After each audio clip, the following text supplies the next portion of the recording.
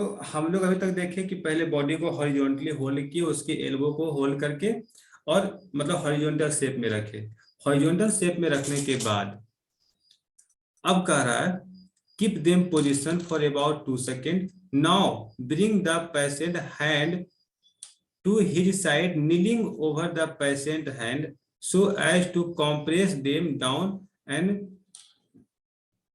Represented. मतलब इस प्रकार से बोल रहा है कि पहले क्या करो, हैंड को सामने लाओ, फिर उसको मोड़ो, फिर सामने लाओ, फिर मोड़ो, मतलब इस पोजीशन में। मतलब यहाँ पे था कि ये पोजीशन रॉन्ग है, लेकिन क्या कर रहा है, हैंड को मोड़ रहा है, फिर वो हॉरिजॉन्टल कर रहा है, मोड़ रहा है, हॉरिजॉन्टल कर रहा है। ठीक है, तो बस इसका ये ध्यान रखना है कि इसके नीचे किसी प्रकार का मतलब क्लोथ ना रखो, किसी प्रकार का बिछावन ना रखो, उसको बस स्ट्रेटली उसको वहां पे सुलाए रखो। ठीक है, अब उसके बाद कर रहा है now bring the patient hand on to his side kneeling over the patient. ये तो हो ही गया लगता है। कह रहा है second position if the operator has not burn. एक तो ये हो गया। अब कह रहा है कि ये जो प्रोसेस है हमेशा 2 सेकेंड पे रिपीट करते रहना है। ठीक है, पहले हैंड मतलब उसके हैंड को नील करेंगे, फिर स्ट्रेट करेंगे, नील करेंगे, स्ट्रेट करेंगे, मतलब उस प्रकार से करेंगे तो उसका जो ब्रीदिंग पोजीशन है थोड़ा सा उम्मीद रहता है कि शायद वो स्टार्ट हो जाए, क्योंकि एक तो बॉडी जला हुआ है, बॉडी पे प्रेशर तो डाल नहीं सकते। वहां पे हम बॉडी को प्रेस कर रहे थे, क्योंकि वो बॉडी जला हुआ नहीं था तो हम उसको मतलब बोल सकते हैं ब्रीदिंग करना आसान था, लेकिन यहाँ बॉडी जला हुआ प्रेस करेंगे तो वो और बर्बाद हो जाएगा, उसको और नुकसान पहुंच जाएगा। ठीक है, तो उस केस में क्या करते हैं, उसके हैंड का यूज करके उसको ब्रीदिंग को लाने का कोशिश करते हैं। कराएंगे नेक्स्ट है if the operator has got burned only the burn should be dressed proper. मतलब एक ऐसा केस होता है ना कि वो मतलब श्वास उसका रुका नहीं है, बस उसका बॉडी जल गया, मतलब जल गया है, लेकिन वो एक्टिव है, वो मतलब ऐसा होता है ना कि वो होश में है। ठीक है, तो अगर वो होश में है तो तुरंत पहले उसका ड्रेसिंग करो। ड्रेसिंग के केस में सबसे इंपॉर्टेंट है कि कभी गलती से भी ऑयल का इस्तेमाल नहीं करो। ठीक है, आदमी जिसको करंट लगता है ना वहां पे तेल का इस्तेमाल नहीं किया जाता है। अभी बोले वाटर और ऑयल का इस्तेमाल गलती से नहीं करना है। And after patient burn have been dressed properly, और उसे प्रॉपरली उसका इलाज करो, जहां पे जला हुआ है उस पर मलहम पट्टी लगाओ। He may look cheerful and quite all right. ठीक है, तब वो क्या हुआ, थोड़ा सा वो रिलैक्स फील करेगा। It is important to note that one who has received electric shock is liable to get attack of hyperstatic क्या है पैनोमिया जो भी है। तो ये बोलना चाह रहा है कि जब किसी व्यक्ति को शॉक लगता है ना, तो शॉक लगता है तो उसको एक प्रकार का बीमारी होने का खतरा रहता है, जिसको हम लोग बोलते हैं हाइपरस्टैटिक पैनोमिया, पैनोमिया कुछ ऐसा ही नाम है। तो ये होता क्या है कि देखता होगा तुमको मूवी इस में दिखाता होगा कि मतलब एज अ कॉमेडी के रूप में कि किसी को करंट लगा, तो करंट लगने के बाद अब उसको करंट नहीं भी लगा हुआ है ना, फिर भी लग रहा है कि वो मतलब झटका खा रहा है ऑटोमेटिक कि उसको करंट लग गया है। मतलब एक प्रकार का बीमारी उसके अंदर बैठ जाता है और वो बहुत डेंजरस होता है। ठीक है, मतलब उसके कारण ना बोल सकते हैं कि उसको एज अ हार्ट अटैक आ सकता है और जिससे उसका डेथ भी हो सकता है। तो इस बीमारी को आने से रोकने के लिए उस बॉडी को कम से कम 1 दिन तक हम गर्म रखेंगे। ठीक है, उसको ठंडे मतलब ठंडा जगह पे ना जाने देंगे, ना उसको ठंडा वस्त्र पहनने देंगे, मतलब हल्का वस्त्र उसको नहीं पहनना है, एकदम ऊनी वाला वस्त्र पहनना है। ठीक है, इस चीजों का हमेशा ध्यान रखेंगे। तो हो गया ना। एक होता क्या है कि लगता है कि अच्छा ये तो इसको करंट लग गया तो ठीक है, अब तो कोई दिक्कत नहीं है, ठीक है, लेकिन उसका माइंड में जो बैठ गया कि हमको झटका लगा है, तो उसके कारण ये भी प्रकार का बीमारी हो सकता है हाइपरस्टैटिक पैनोमिया। तो इस बीमारी अगर उस व्यक्ति को ना हो, उसके लिए है कि उसे तुम कम से कम 1 दिनों तक गर्म इलाके पे रखो, गर्म जगह पे रखो, गर्म वस्त्र पहनाए हुए रखो, ताकि उस बीमारी का वो शिकार ना हो। ठीक है, कम से कम 1 डेज। क्लियर हो गया होगा। तो आर्टिफिशियल रिस्पायरेशन कैसे व्यक्ति को देना है, क्या क्या चीजों का ध्यान रखना है, एक ओवरव्यू ले लिए। और अच्छे से सीखना है, यूट्यूब पे सर्च करना, थोड़ा और अच्छे से जानकारी मिल जाएगा। ठीक है, चलो तो ये सब हो गया। अब थोड़ा सा प्रिकॉशन पे आ जाते हैं। प्रिकॉशन का बात करते हैं कि जब शॉकिंग होता है तो हम उसके लिए क्या क्या कर सकते हैं, किस प्रकार से बच सकते हैं उससे। It is always necessary to observe the following precaution against shock. सबसे पहला try to avoid work on live main.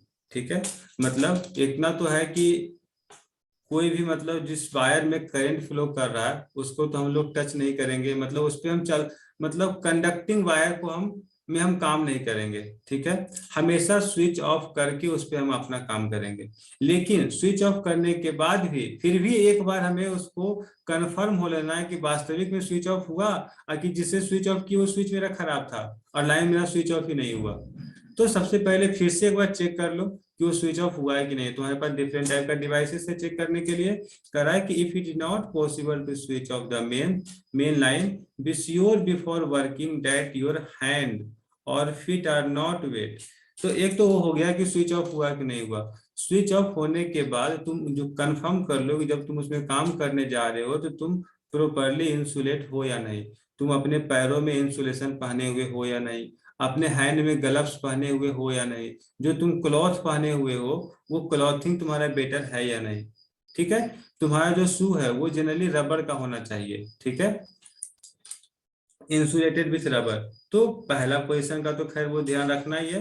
दूसरा हम लोग देखिए, तीसरा क्या है, in order to rescue a person, जब किसी पर्सन को हम बचाने जा रहे हैं, who has got an electric shock, जिसको उसको इलेक्ट्रिक शॉक लग चुका है, वो मतलब उसको करंट लग रहा है, होता है ना कि उसमें सटा हुआ है। If there is no other insulator available for rescuing, वहां पर किसी प्रकार का कोई इंसुलेटर नहीं जिससे तुम उसको बचा सको, तब उस केस में क्या करेंगे, एकदम ध्यान रखना है, गलती से भी हैंड का यूज नहीं करेंगे। ठीक है, use your feet rather than hand. ऐसा ना हो कि उसको हम हाथ से बचाने जाएंगे ये सोच करके कि हम तो हाथ में ग्लव्स पहने हुए हैं, क्या होगा हमें। ठीक है, हैंड से नहीं, उसे लात से मारना है। ठीक है, अपने पैर का इस्तेमाल करना है। वियरिंग द रबर शूज या पीवीसी शूज।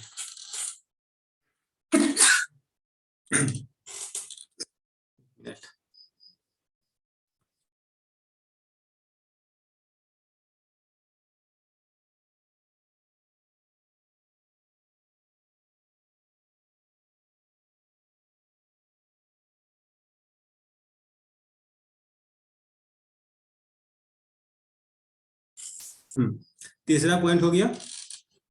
चौथा क्या कर रहा है, when working on high voltage, जब हम हाई वोल्टेज पे काम कर रहे हैं, be sure that the floor is not conductor.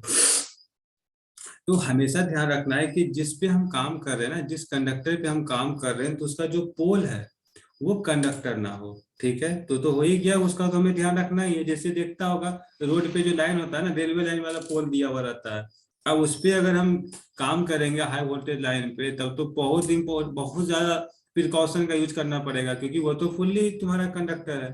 ठीक है, लेकिन यहाँ पे बोल रहा है कि अगर कहीं पे लीकेज करंट है ना फॉल्ट में, और हम वो कंक्रीट का बना हुआ है, तो ये बहुत ज्यादा डेंजरस होता है। ठीक है, concrete floor are dangerously conductive, मतलब इस केस के झटके में अगर हम आ गए, कंक्रीट के कंडक्टिंग केस में अगर हम आ गए, तो वो बहुत ज्यादा खतरनाक होता है। ठीक है ना, तो थोड़ा सा इस पे अंदर पढ़ लेना क्यों खतरनाक होता है। अभी बस याद रखो, कंक्रीट फ्लोर जो है बहुत ज्यादा डेंजरस साबित होता है।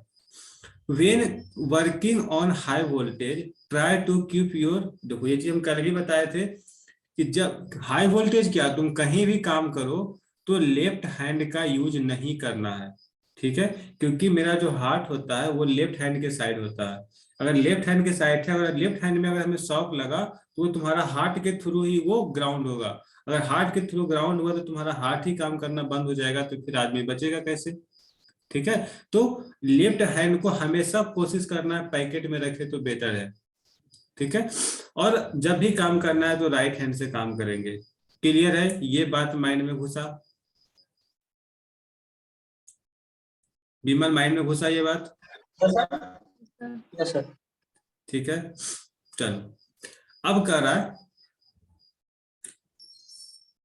ठीक है, avoid your left hand to get in contact with any live conductor or metallic casing of apparatus or metal core of cross, जो भी है। Do not work in such a place where your hand is liable to touch the live mains before making the circuit dead. कह रहा है कि जब तक circuit मेरा मतलब ओपन ना हो जाए, लाइव मतलब उसमें करंट फ्लो करना बंद ना हो जाए, तब तक हम वहां पे काम करने के लिए नहीं जाएंगे। ठीक है, मतलब अपने एक चीज और ध्यान रखना है कि जहां पे हम काम कर रहे हैं, ठीक है, हम पता चला कि हम किसी ऑपरेटर्स को लगा रहे हैं और मेरे सिर के ऊपर से कोई कंडक्टर पास हो रहा है जो मेरे आसपास है, ठीक है, उस केस में तो तुम्हारा डेंजर साबित हो जाएगा ना, तुम्हारे माथा के थ्रू वो पास कर जाएगा। एक तो ये हो गया। उसके बाद हो गया कि अगर वो लाइन में जब तक हम एकदम श्योर कंफर्म नहीं हो जाए कि उसमें करंट नहीं पास हो रहा है, तब तक हम उसमें काम नहीं करेंगे। ये सब चीजों का तुमको ध्यान रखना, यही तुम्हारा 4-5 पॉइंट था जो कि हम प्रिकॉशन के रूप में हम इस्तेमाल कर सकते हैं, यूज कर सकते हैं। अच्छा, नया टॉपिक स्टार्ट करें कि छोड़ दें? छोड़ दीजिए सर अब। चलो रहने आप देते हैं। छोड़ दीजिए टाइम। ठीक है, कल हम लोग एमसीबी देख लेंगे, एमसीबी और आरसीसीबी को खत्म कर लेंगे। ठीक है, रहने देते ओके हैं, इन करते हैं इसको।